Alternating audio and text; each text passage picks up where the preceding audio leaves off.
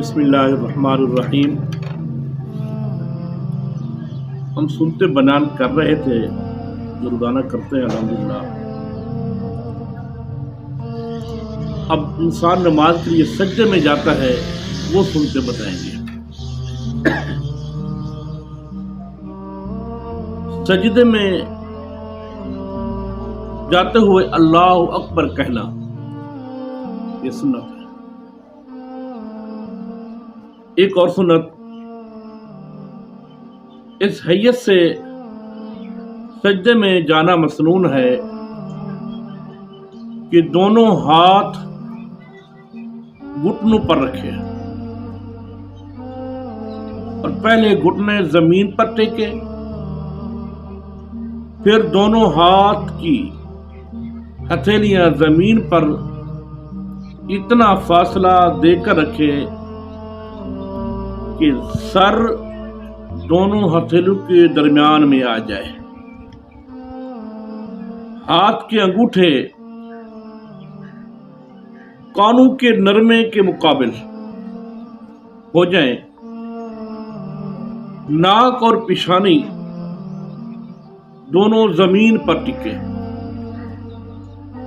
اور سنت، سجدے میں دونوں ہاتھ کی ہتھیلیاں ملا کر قبلہ رخ رکھنا، اسی طرح دونوں پیروں کی انگلیاں بھی قبلہ رخ کر دینا مسنون ہے۔ مرد کو سجدے میں دونوں ہاتھوں کی کونیوں کو ستون کی طرح کھڑا رکھنا، پیٹ کو دانوں سے، آستینوں کو زمین سے اور بازو کو پسلیوں سے جدا رکھنا، پسلیوں سے۔ سجدہ سینہ کو ابھار کر کرنا، سجدہ زمین کی طرف سینہ دبا کر نہ کرنا چاہیے، یعنی نیچے دبا کر نہ کرنا چاہیے۔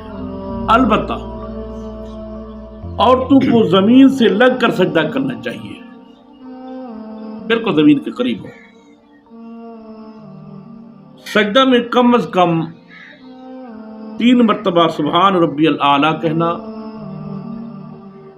پھر 5 یا 7 مرتبہ یعنی طاق عدد میں کہنا۔ طاق کا مطلب یہ ہے کہ وہ 2 پر پورا تقسیم نہ ہوتا ہو۔ سجدے سے سر اٹھاتے وقت اللہ اکبر کہنا، پہلے سجدے سے اٹھ کر اس طرح بیٹھنا کہ بایاں پاؤں کو بچھا کر اس پر بیٹھ جائے، دایاں پاؤں کو کھڑا رکھے، اس کی انگلیاں قبلہ رو میں ہوں اور ہاتھ کی انگلیوں کو بغیر قصدن ملائے قبلہ رخ رکھے۔ انگلیاں اس طرح رکھے کہ ہتھیلیاں ران پر رہیں اور انگلیوں کے سر گھٹنوں تک رہیں، اس کو جلسہ کہتے ہیں۔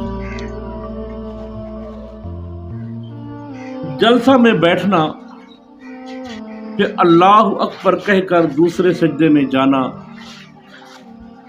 اور سنت، جس طرح پہلے سجدے کے متعلق سنتے بیان ہوئی ہیں، ان سب کو ادا کرتے ہوئے دوسرے سجدے میں جانا۔ دوسرے سجدے سے اٹھے تو پہلے پیشانی اور ناک یعنی سر اٹھائے اور دونوں ہاتھوں کو دونوں گھٹنوں پر رکھ کر قدم کے پنجوں پر زور دے کر بغیر بیٹھے اور ٹیک لگائے سیدھا دوسری رکعت کے لیے کھڑا ہو جائے اور اللہ اکبر کہتا ہوا اٹھے۔